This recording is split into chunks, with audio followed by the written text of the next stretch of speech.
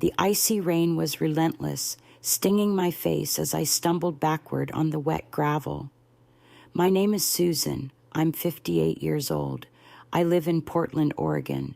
One minute, I was standing on what I thought was my son's new porch, and the next, I was being shoved out into a cold, dark night. My old suitcase, the one I'd had for 20 years, burst open when it hit the ground. My clothes, a framed photo of his twins, and a few old letters scattered across the muddy driveway, soaking instantly. "Get out of here, Mom. I told you I'm done with your freeloading." My son David screamed, his face a contorted mask of rage I barely recognized. He was still my son, the boy I'd raised, but something in him had turned cold and hard, like granite. He stood there, framed in the warm glow of the doorway of his brand-new mansion, a place I'd only seen once before, for a quick, awkward tour. It was a sprawling estate, hidden behind tall iron gates that felt like they belonged to a king, not my boy from the west side of Portland. He'd bought it just weeks after his startup, something about tech and apps, got acquired for millions. Millions. And here I was, standing in the rain, my life spilling out onto his fancy gravel. My heart was pounding in my chest, a frantic drum against my ribs. "David, what are you talking about? Freeloading. I've helped you for years. I helped with the twins, with your rent when you were starting out." My voice cracked, barely audible over the drumming rain. It felt like a nightmare, one of those dreams where you're yelling, but no sound comes out. He just sneered, a cruel twist of his lips. "Helped? You've been a parasite, Mom. Always taking, always needing. I earned this, every single penny, and I'm not going to be bled dry by the past, by you." He emphasized the word you, like I was something dirty, something to be scraped off his shoe. His eyes, once so kind, were now full of a cold disdain I'd never seen directed at me, not like this. It was like looking at a stranger wearing my son's face. Behind him, partially hidden in the doorway's shadow, stood Melanie, his new girlfriend. She was probably half my age, maybe even younger, with long blonde hair and a smug, self-satisfied smirk plastered across her perfectly made-up face. She wasn't saying anything, just watching, enjoying the show. I could feel her eyes on me, judging, dismissing. She already looked like she owned the place, like she was the new matriarch, the one who belonged there, not me. It was only fitting, I guess, since she was the one who told David that I was always holding him back. My mind raced, trying to make sense of it all. This wasn't David. This couldn't be him. The boy who used to bring me dandelions from the yard, who hugged me tight when he was scared. The man who promised me, time and time again, that if he ever made it big, I'd be taken care of. That was about 5 years ago, when he was still struggling, living in a small apartment across town, juggling his crazy business ideas with raising his twin boys, Liam and Noah. His ex-wife, Sarah, had left him with them when they were just 5 years old. I was the one who stepped in, the one who made sure they had food on the table, clothes on their backs. And now this. "David, please," I pleaded, my voice hoarse. "Just listen. We can talk about this. What about all your promises? What about the boys, your sons?" I tried to appeal to the father in him, the part that still loved his kids, still remembered the sacrifices, but it was no use. He took a step forward, his voice rising again, cutting through the rain. "The boys are fine. Melanie is great with them. They don't need you moping around, bringing down the mood. This is my life now, my success, and you're not a part of it anymore." He gestured wildly around the perfectly manicured lawn, the expensive cars glinting in the faint light from the house. It was a display of wealth, a brutal exhibition of his newfound status, and a stark reminder of how far he'd gone from the struggling father I used to know. I looked at my scattered belongings, the little photo of Liam and Noah face down in a puddle, their smiling faces obscured by mud and rainwater. My heart ached, a deep, hollow pain that went beyond the cold of the rain or the sting of his words. It was the pain of betrayal, of a lifetime of love and sacrifice being thrown back in my face like trash. Melanie's smirk widened, and David just stood there, breathing heavily, his chest heaving with some kind of perverse triumph. I knew then that there was nothing more to say, nothing left to do but pick myself up. The fall from grace, as they say, was both literal and emotional, and I was right in the middle of it, soaking wet and utterly broken. It felt like a lifetime ago, but it was really only about 7 years back when David and I had our little ritual. Every Saturday morning, without fail, we'd walk down to the little corner cafe, the Daily Grind, on Main Street in Portland. It wasn't fancy, just a cozy spot with a friendly vibe and the smell of fresh coffee always hanging in the air. We'd get our usual, a black coffee for him, a chai latte for me, and then we'd buy a raffle ticket. Just one. It was their weekly drawing for $500, and it became our thing, a small, shared moment of hope. We never really expected to win. Not really. But it was nice to dream a little, to talk about what we'd do with the money. If I hit it big, Mom, you're taken care of for life, he'd say, every single time, without fail. He'd look me straight in the eye, and I'd see the earnestness there, the genuine desire to make good on his word. Back then, David was always chasing some unstable business idea. One week it was custom t-shirts, the next it was an app for dog walkers. He was smart, no doubt, but he just couldn't seem to catch a break. Money was always tight. It was me, almost always, who covered the groceries, made sure the rent was paid, and bought clothes for Liam and Noah. His twins were still young then, full of energy and questions, and David was trying his best, but he was constantly stressed, constantly juggling. I didn't mind, not really. He was my son, and those boys were my grandsons. Family helps family. That's what I always believed. I had my modest pension from the factory where I'd worked for 30 years, and it was enough to keep us afloat, even if it meant I never had much left over for myself. Don't worry about it, David, I'd tell him, waving off his apologies for needing help again. We'll figure it out. You just focus on your big idea. When it takes off, we'll all be laughing. I truly believed in him, believed that one day he'd strike gold. He had that entrepreneurial spirit, that drive. I thought if I just supported him enough, he'd eventually make it.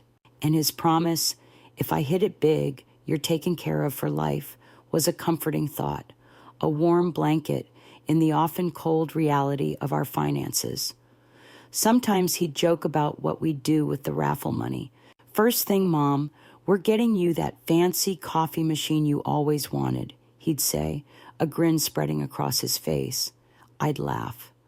No, David, we're putting it towards a down payment on a little lakeside trailer, just big enough for me and the boys to escape to on weekends. It was a silly dream. A $500 prize wouldn't buy a trailer, not even a beat-up one. But it was our silly dream, a shared fantasy that brought us closer. One particular Saturday, a rainy afternoon just like the one where he kicked me out, I went to the Daily Grind alone. David had a meeting for a potential investor, he said, and couldn't make it. I still bought our ticket, number 731. The server, a friendly young woman named Chloe, who always remembered our orders, handed it to me with a smile. "Good luck, Susan," she'd said. I smiled back, tucked the ticket into my purse, and headed home. Later that evening, while David was out, I saw the raffle numbers posted online. My heart leapt. Number 731. We'd won. I stared at the screen, then at the ticket in my hand. $500. It wasn't a mansion, not even close, but it was something. It was a win, a sign of hope, and I couldn't wait to tell David. When he got home, looking tired and dejected from his meeting, I held up the ticket with a flourish. "Look, David, We won! Number 7, 3-1. I remember the surprise on his face, followed by a wide, genuine smile. He hugged me tight, lifting me off my feet like he used to when he was a teenager. Mom, that's amazing. I knew it. Our luck is finally turning around. He was so excited, so genuinely happy, and in that moment, all the struggles, all the financial worries seemed to fade away. We talked about what we'd do with the money, maybe put it towards a new set of tires for my old car, or get the boys some new shoes. I joked again about the lakeside trailer, and he chuckled, promising me a real one someday. Before bed, I carefully taped the winning ticket to the fridge with a magnet, right next to a drawing Liam had made of a giant green monster. I remember looking at it, feeling a warmth spread through me. It wasn't just $500. It was a symbol of our shared journey, our resilience, our belief in each other. It was a tangible piece of our hope. The next morning, I woke up feeling lighter than I had in months. I walked into the kitchen, humming a little tune, ready to make coffee. My eyes naturally drifted to the fridge, to the spot where the ticket had been. But it wasn't there. My stomach dropped. The magnet was still there, holding up Liam's drawing, but the ticket was gone, just vanished. I stood there for a long moment, staring at the empty space, my mind racing. Had it fallen? Had one of the boys played with it? I checked the floor, under the fridge, in the garbage can. Nothing. A cold knot started to form in my gut. I knew David had been the only other person awake that morning, getting ready for an early meeting. He was always an early riser, and I was a notoriously heavy sleeper. A wave of confusion, then a sickening dread washed over me. I wanted to believe it was an accident, a misunderstanding. I wanted to believe in him, in the promise of our bond. So I said nothing. I didn't ask him about it when he came home that evening. I didn't bring it up. I convinced myself it would turn up, that there was a logical explanation. But deep down, a tiny, insidious seed of doubt had been planted. It was a small theft, just $500, but it felt like a greater theft. The theft of my faith in our love, the first crack in the foundation of trust I had built for my son. I pushed it down, buried it deep, still wanting to believe in the David who hugged me, the David who promised me everything. The days that followed that awful night on David's estate blurred into a haze of shock and disbelief. My little apartment in Portland, the one I'd lived in for years, felt emptier than usual, suffocatingly quiet. I kept my phone clutched in my hand, staring at it, willing it to ring. I called David multiple times, almost every hour on the hour, but it always went straight to voicemail. I never left a message. What was there to say? The words stuck in my throat, heavy with unspoken hurt and confusion. I just wanted to hear his voice, to understand what had happened to the boy I thought I knew. Then, about 3 days after the rain-soaked exile, a new wave of panic washed over me. I tried calling his old number, the one from his apartment before the mansion, just in case he'd gone back there. No answer. I called Sarah, the twins' mom, thinking maybe she'd heard something. She sounded surprised to hear from me, and even more surprised by my questions. "Susan?" "I haven't heard from David in over a week," she said, her voice sounding a little bewildered. "He usually texts me about the boys, but nothing. I just figured he was busy with his new house." My stomach churned. This was unlike him. Even when he was mad, he'd never just vanish, especially not when it came to his kids. A cold dread began to creep in. I decided to drive by his old apartment, even though I knew he'd bought the mansion. Maybe, just maybe, he was there, licking his wounds, avoiding everyone. When I pulled up to the familiar building, my heart sank. The windows were dark, curtains drawn tight. A "for rent" sign was already plastered in the window. My neighbor, Mrs. Henderson, A sweet elderly woman who often sat on her porch waved me over. "Oh, Susan, are you looking for David?" she asked, her voice kind. "He moved out a few days ago, early in the morning. A big moving van came at dawn, packed everything up. He said he was relocating." Relocating. That word hit me like a physical blow. He hadn't just moved to the mansion. He'd vanished, without a word, without telling me. The realization dawned on me slowly, painfully. This wasn't just a son being cruel. This was a complete, calculated disappearing act. He hadn't just kicked me out of his life. He'd completely removed himself from mine. I drove back to my own apartment, my mind a whirlwind of fragmented thoughts and sharp, sudden pains. When I stepped inside, the silence was deafening. I walked mechanically into the kitchen, my eyes drawn, almost instinctively, to the refrigerator. There it was, the hollow magnet, still holding up Liam's drawing of the green monster. But the space where our winning raffle ticket had been, the place I'd taped it so carefully, was empty. It had been empty for 7 years. That's when it truly hit me, a sickening punch to the gut. The raffle ticket, the $500, the morning it disappeared. I had pushed it away, convinced myself it was a mistake, a childish prank, anything but the truth. But now, looking at that empty spot, the pieces clicked into place with a horrifying clarity. He hadn't just been selfish back then. He had stolen from me. He had taken that small win, that symbol of our shared hope, and used it for himself. And I had been too blind, too trusting, too hopeful to see it.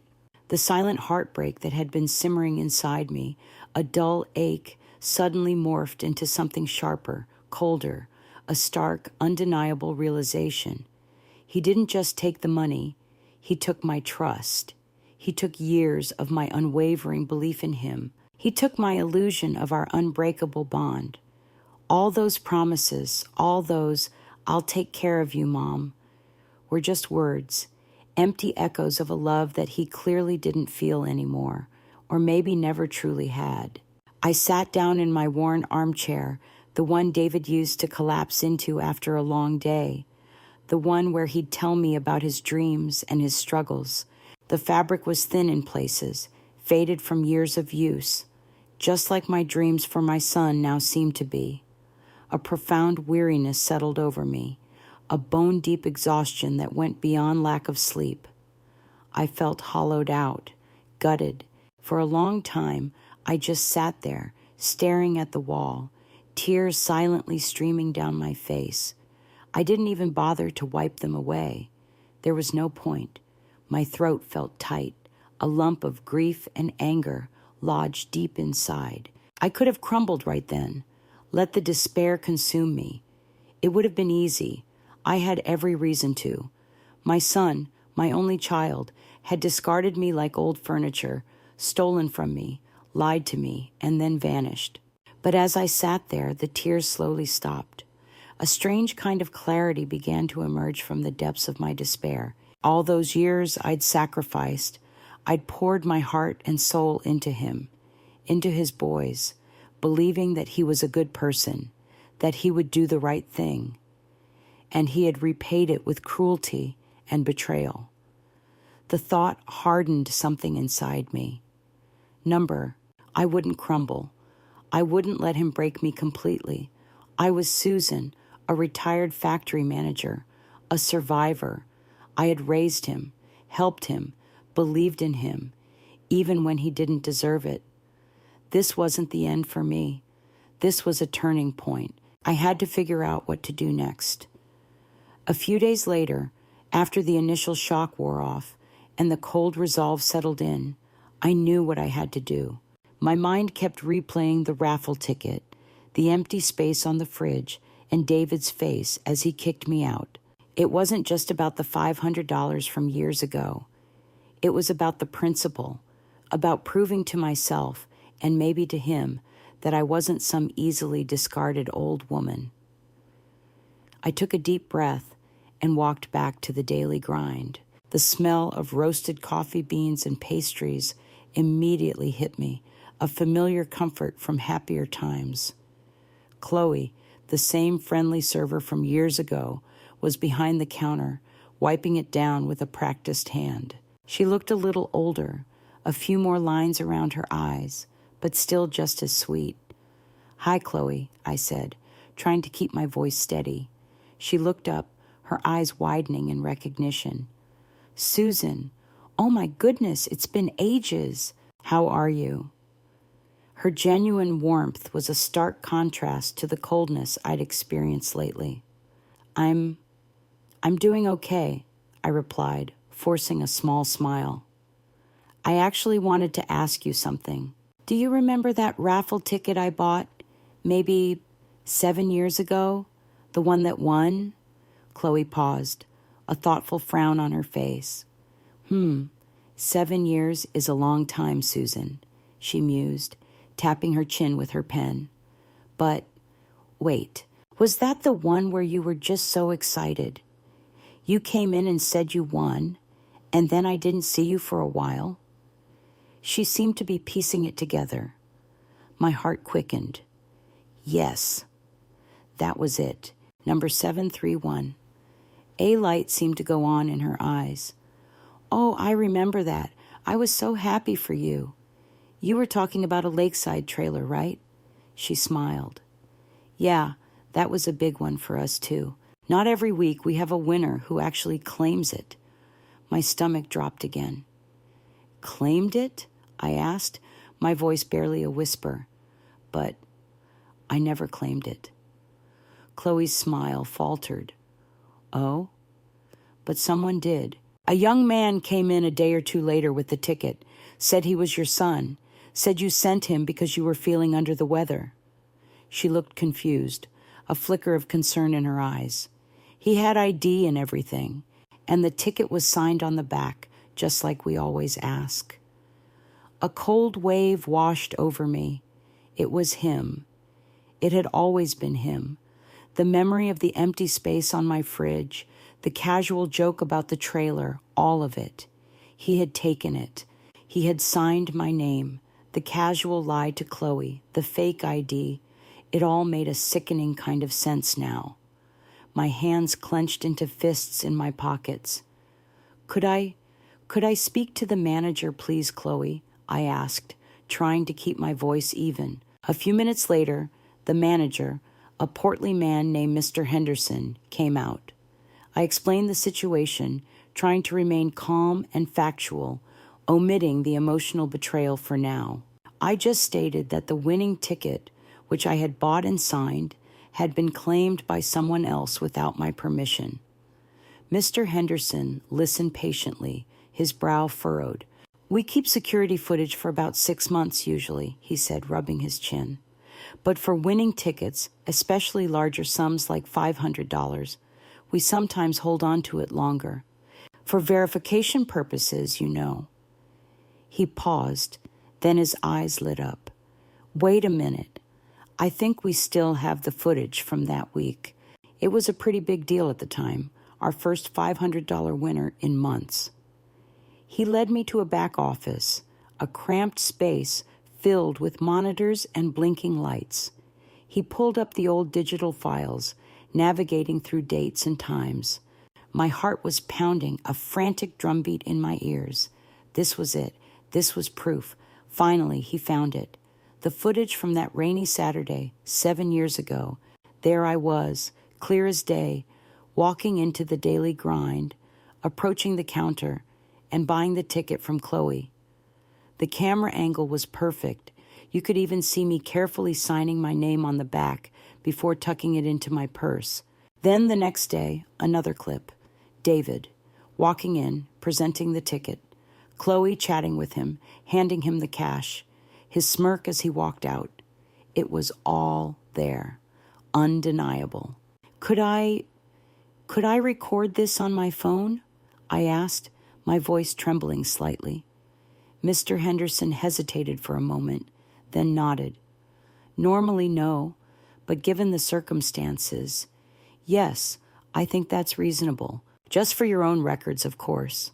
I pulled out my phone, my hands shaking slightly, and began to record the screen, capturing every frame of the incriminating footage. The moment I had that video saved on my phone, a strange surge of power went through me. It wasn't a triumphant feeling, not exactly. It was more like a quiet certainty, a hardening of my resolve. This wasn't just my word against his. This was proof. As soon as I got home, I opened my laptop. I searched online for raffle company claims theft and found the official website for the State Lottery and Raffle Commission. I navigated through their pages until I found a contact number for their legal department. I took a deep breath and dialed. A woman with a calm, professional voice answered. I explained the situation, detailing how I had bought the winning ticket, how it had disappeared, and how I now had proof that my son had claimed it using false pretenses. I told her about the security footage. She listened patiently. "Ma'am, if what you're saying is true and you have verifiable proof, this is a serious matter," she said, her voice firm. "This falls under theft and potentially fraud. We have protocols for this. If we can verify your claim and the original purchase, the winnings can be frozen and the original prize reassigned to the rightful owner. We take these matters very seriously." Frozen, reassigned. The words echoed in my mind. It wasn't about the $500 anymore. It was about everything. The larger theft he had committed, the millions he was now flaunting. This was my first step. A quiet, precise legal strike. I hung up the phone, a strange mix of emotions swirling within me. Relief, a flicker of hope, and a deep, righteous anger. I walked to my window, looking out at the gray clouds that still hung low over Portland. The rain had stopped, and a faint patch of weak sunlight was trying to break through. I felt taller than I had in weeks, not just physically, but inside. The weight of betrayal was still there, a heavy ache, but it was now tempered by the quiet strength of knowing I was finally doing something about it. I wasn't going to let him get away with it. Not anymore. In the weeks that followed, while I was busy gathering my evidence and making phone calls, David was living a completely different life, a life splashed all over social media. I didn't follow him, but my old friends and distant relatives did, and the pictures and stories inevitably found their way to me. It was like he was trying to erase his past, trying to rewrite history with every expensive photo he posted. There were pictures of him leaning against a sleek red sports car, a grin plastered on his face, a caption boasting about hard work paying off. Another showed his wrist, heavy with a new flashy watch, clinking champagne glasses with Melanie at what looked like an exclusive rooftop party in downtown Portland. Then there were the shots of his mansion, the grand entrance, the sparkling pool, all captioned with things like "built this empire from scratch" or "no handouts, just hustle." He even posted a picture of Liam and Noah, smiling widely by the pool, with Melanie looking on like a doting stepmother. It twisted my gut, my grandsons, in that house, with that woman. But what truly stung, what truly fueled the fire in my belly, were the captions and comments that slowly started to appear, subtle at first, then more direct. He'd write things like, "finally free from the toxic influences holding me back," or "leaving behind the negativity to build my own future." And then, in the comments, his new friends, or maybe just his sycophants, would chime in, "Good for you. David, cut out the leeches." Or, "You deserve this success, especially after what you've been through." I knew exactly who they were talking about. Me. He was calling me toxic. He was claiming I was a leech. He was telling the world, his new world, that he had built everything from scratch, implying I had done nothing but hinder him. I watched silently, my fingers hovering over the screen. It was painful to see, but I didn't look away. Instead, I started to screenshot everything, every post, every story, every insidious comment. I saved them all to a folder on my computer. Then I printed them out, pages and pages of them. The sports cars, the watches, the parties, the mansion, and especially the carefully crafted narratives painting me as the villain. They looked like evidence in a quiet war, laid out on my kitchen table, side by side, with the security footage from the daily grind. I had found a lawyer, a sharp woman named Ms. Evans, who specialized in civil litigation. Her office was in a tall building in downtown Portland, far from the cozy feel of the daily grind. I sat across from her, a thick folder of my evidence on the table between us. I played her the video footage from the cafe, showed her the pictures of the winning ticket, and then, with a heavy heart, I laid out the printed screenshots of David's social media posts. Ms. Evans watched and listened carefully, her expression unreadable. When I finished, she picked up a printout of one of David's posts where he talked about cutting out toxic influences. She studied it for a long moment, then looked at me, her eyes firm. "Mrs. Peterson," she said, her voice clear and decisive. "This isn't just a family dispute about past favors. This isn't a misunderstanding. This is a clear case of theft and, quite possibly, defamation." She tapped the social media printout. "And this confirms a pattern of behavior, a calculated effort to distance himself from his past and from you, while simultaneously benefiting from what he stole." She paused, then continued, "You have the original security footage proving you bought and signed the winning ticket. You have the record of his identity claiming it. And now you have his public statements that portray you as a burden, someone he had to cut out to achieve his success. This adds a layer of malice, an attempt to discredit you publicly. It strengthens your case significantly." A wave of relief, cold and cleansing, washed over me. Finally, someone understood. Someone believed me. "What happens next?" I asked, my voice barely a whisper. Ms. Evans leaned forward, her hands clasped on the table. "We proceed with a formal complaint to the State Raffle Commission, and simultaneously, we prepare to file a civil suit for the recovery of the stolen winnings and potentially for defamation. The State Commission will launch an official inquiry. Given the clear evidence, especially the signed ticket and the video, they will likely freeze the prize money until the rightful owner is determined." The prize money, the millions. My mind reeled. It wasn't about $500 anymore. It was about him, about the millions he had built on that initial smaller theft, on a foundation of lies and betrayal. The idea of it being frozen, of his empire being put on hold, brought a grim satisfaction. "They can freeze all of it?" I asked, just to be sure. "Yes," Ms. Evans confirmed. "If the original winning ticket was indeed the basis for his startup capital or directly tied to the acquisition, then yes. We will argue that the initial theft directly enabled his subsequent wealth. It's a strong argument, given the circumstances you've described and the fact that he was struggling financially before this win." I walked out of Ms. Evans's office that day, feeling a quiet, determined calm. The city hummed around me, cars whizzing by, people rushing to and fro. But I felt still, centered. My son was out there, flaunting his fraudulent fortune, building an image of a self-made man. But I was building an airtight case, weaponizing his own arrogance, his own public declarations. He thought he was untouchable, but the wheels of justice, slow as they might be, had begun to turn.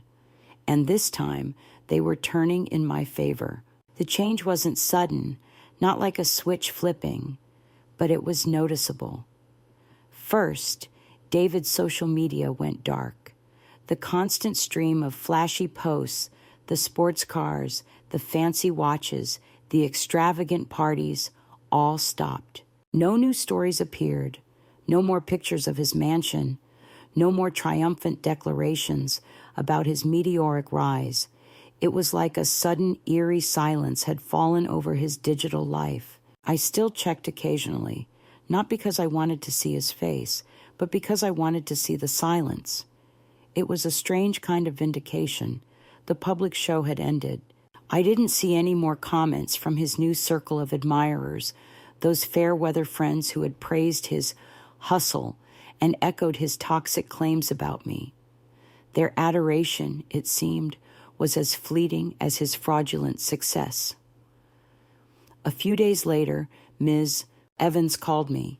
Her voice was calm, professional, but I could hear the hint of satisfaction in her tone. "Mrs. Peterson, I have some good news," she said. "The State Raffle Commission has concluded their initial inquiry. Based on the overwhelming evidence you provided, the security footage, the signed ticket, and the corroborating statements from the cafe staff, they have formally recognized your claim." My breath hitched in my throat. "So, what does that mean?" "It means the original winnings from that $500 ticket have been officially reassigned to you," she explained. "More importantly, the Commission has forwarded their findings to the appropriate state financial authorities. They have frozen all assets directly traceable to those winnings, which, as we suspected, includes a significant portion of the funds from the startup acquisition."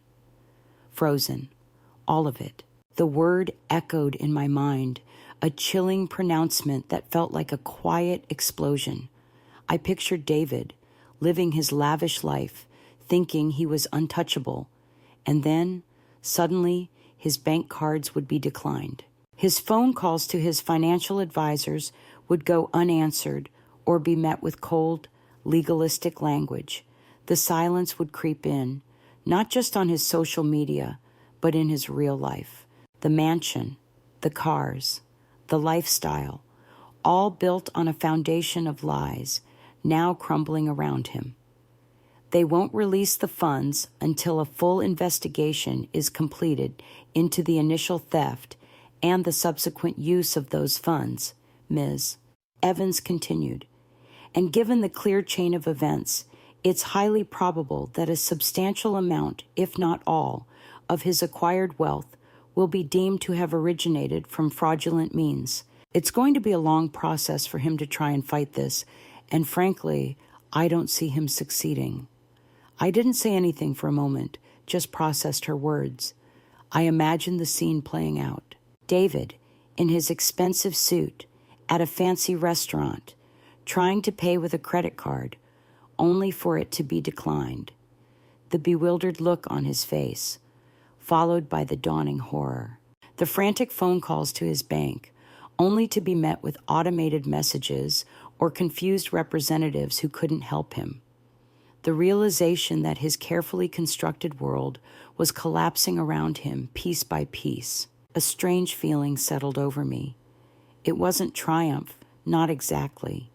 More like a deep, quiet sense of justice. I didn't revel in his impending downfall.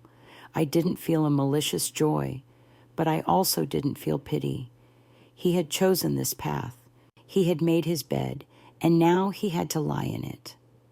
Ms. Evans asked if I wanted to reach out to him, to deliver the news myself.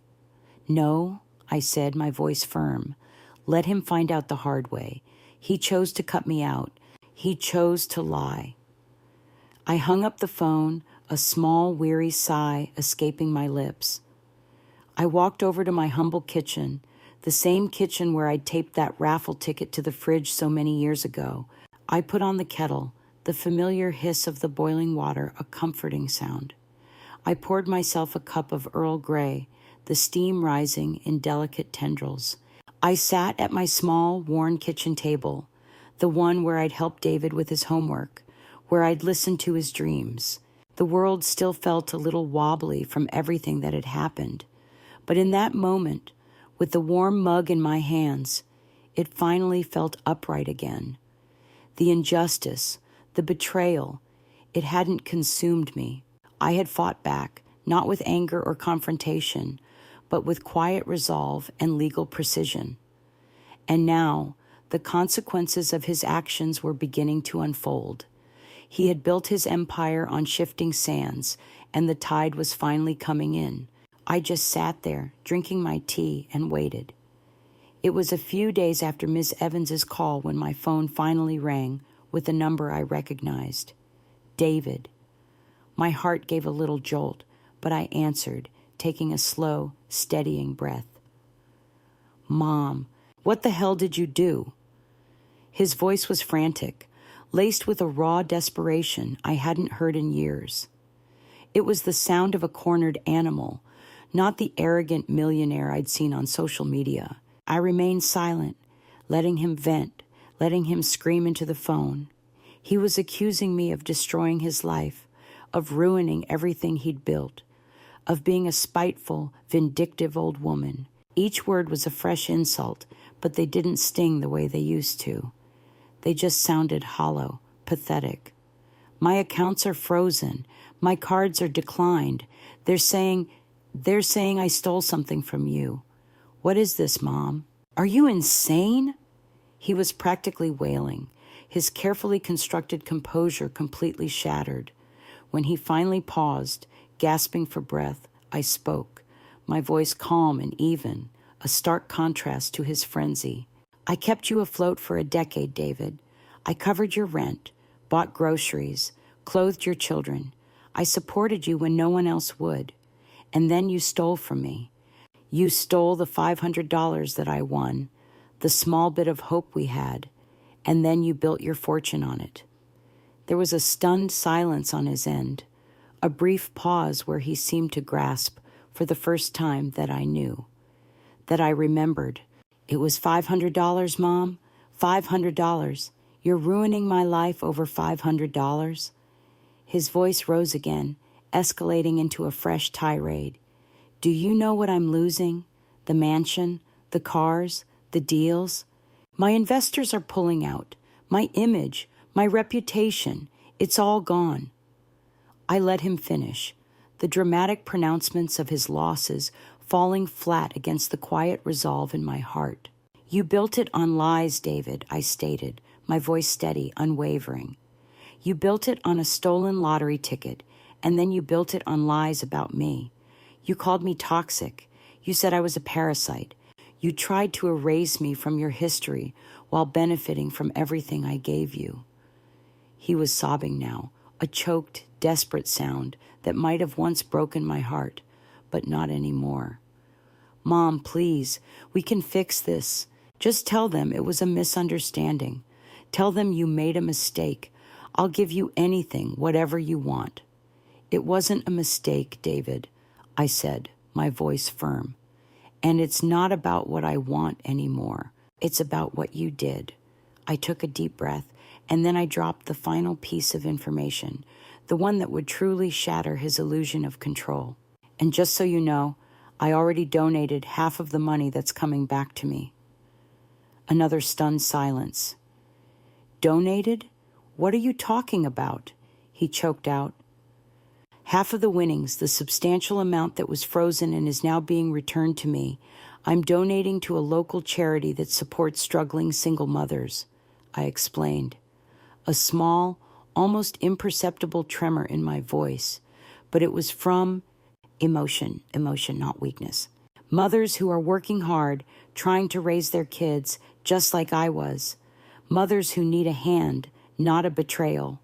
His response was a desperate, almost animalistic cry of disbelief and anger. He started yelling again, something about how I was crazy, how I was throwing away millions, how I was destroying his future and mine. He tried to argue, to bargain, to appeal to some lingering sense of maternal guilt he thought I must still possess, but I had nothing left to give him. My well of patience, of forgiveness, had run dry the moment he pushed me out into the rain. I listened to his frantic words, but they didn't touch me. He was still trying to manipulate, still trying to get me to save him from the consequences of his own actions. When he finally seemed to run out of breath, I spoke my final words, calm and clear. "I'm not your lifeline anymore, David." Then I hung up the phone. The line went dead, replaced by the humming silence of my apartment. It was over. The conversation I had dreaded, the confrontation I had known was inevitable, was done. I hadn't yelled, I hadn't screamed, I hadn't even raised my voice. I had simply stated the truth, refused to comfort him, refused to excuse him, and in doing so, I had cut the last tether binding me to his betrayal. The silence on the phone was the sound of my freedom. The world seemed to breathe a collective sigh of relief after that phone call. Or maybe it was just me. The silence from David was absolute. No more frantic calls, no more desperate messages. He had truly fallen off the radar, not just mine, but everyone's. My cousin Sarah, who still had some mutual friends with David, was my main source of information. She'd call me every few days, her voice a mix of shock and morbid curiosity. "Susan, you won't believe it," she'd say, the words tumbling out. "Remember that fancy restaurant he used to post about? The Gilded Spoon? My friend saw him there yesterday. He tried to pay, and his card got declined. Apparently, he caused a huge scene, yelling at the waiter, saying the system was rigged." I'd just listen, sipping my tea, a quiet certainty in my heart. "He used to say that about the world when he couldn't pay his rent, too," I'd respond, a faint memory of a younger, angrier David. The reports kept coming. The mansion, the symbol of his sudden, ill-gotten wealth, was the first to go. Sarah heard it was foreclosed on, seized by the bank. Then the cars, the flashy sports cars he flaunted on social media. They were repossessed, probably because he couldn't make the payments, or they were tied up in the frozen assets. The lifestyle he had so meticulously curated, the one he had broadcast to the world, was crumbling. "He's pale, Susan," my friend said, Sarah reported one afternoon. "Looks like he hasn't slept in days. He was at a bar, just raving about unfair systems, how everyone was out to get him. He said something about his own mother destroying him. I didn't comment. What was there to say? He was reaping what he had sown. He had built his empire on a lie, on a theft, and now the truth was crushing him. The most telling sign, though, was the way his former admirers began to distance themselves. Those sycophants who had praised his hustle and echoed his insults towards me, they vanished faster than the expensive champagne at his parties. The shame of exposure was too strong. When David's story started making its way through local gossip circles, the frozen assets, the accusations of fraud, the fact that his supposed self-made fortune was built on a stolen $500 raffle ticket, his fair-weather friends scattered. No one wanted to be associated with a public fraudster. His social media, once teeming with celebratory comments, was now a ghost town. Some posts were even deleted, as if the people who had commented were trying to scrub away their association with him. He was now haunted by the life he almost had and lost.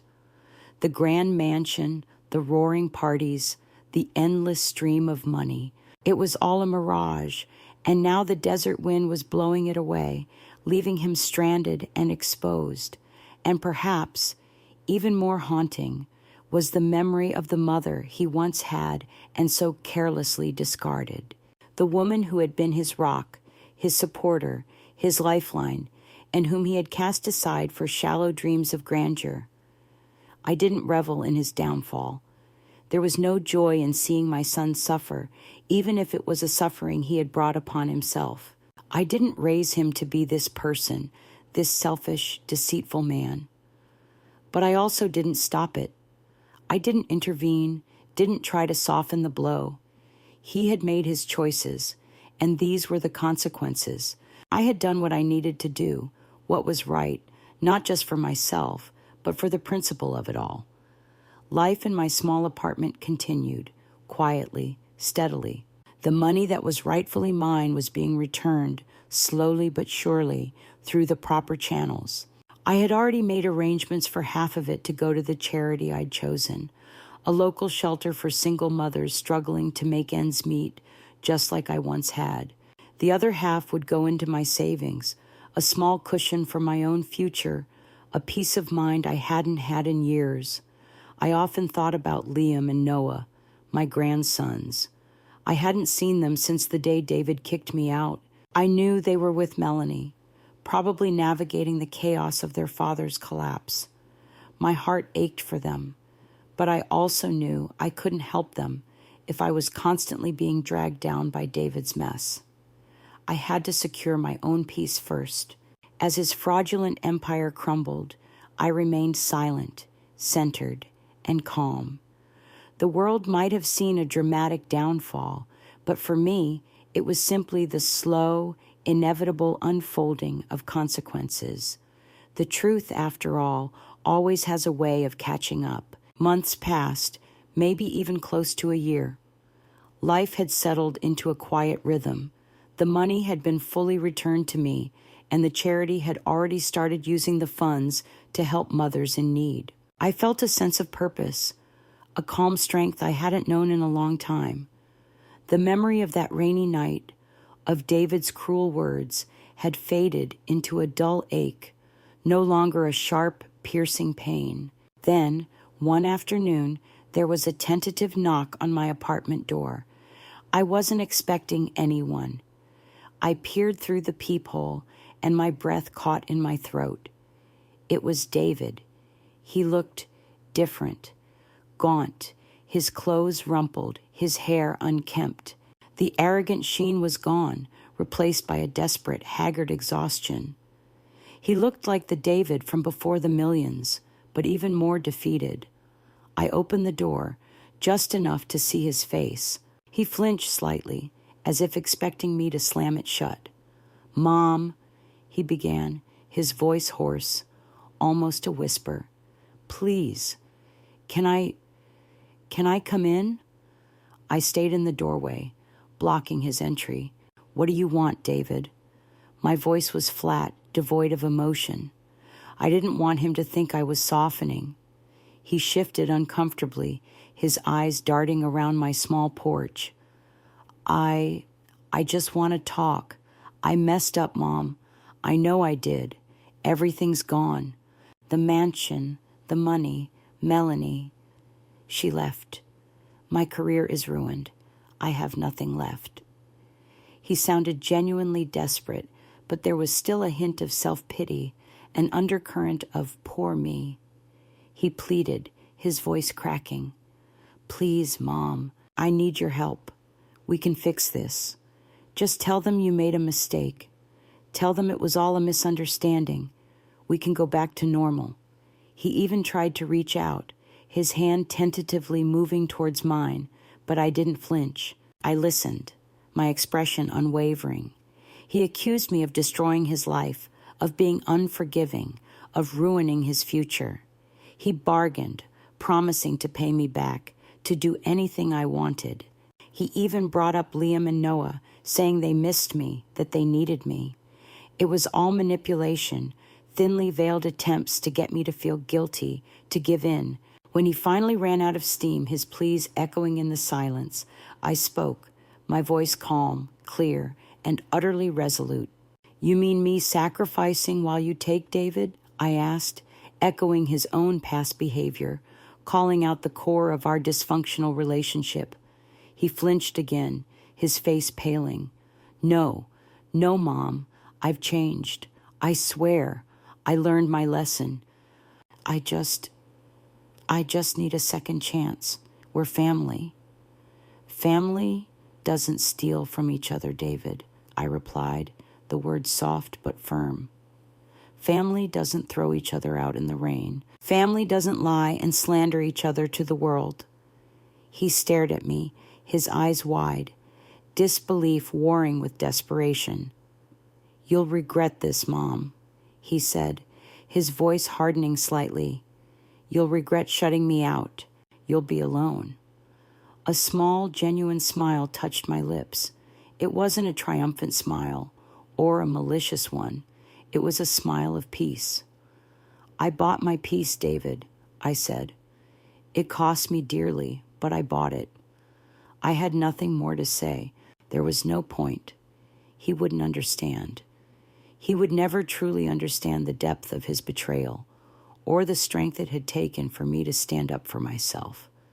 I had given him so many chances, so much of myself, and he had squandered it all. Without another word, I quietly, slowly closed the door, not with a slam, not with anger, but with a quiet finality. The click of the lock was barely audible, but it was permanent. The cycle was broken. I finally chose dignity over obligation, and in doing so, I had finally chosen myself.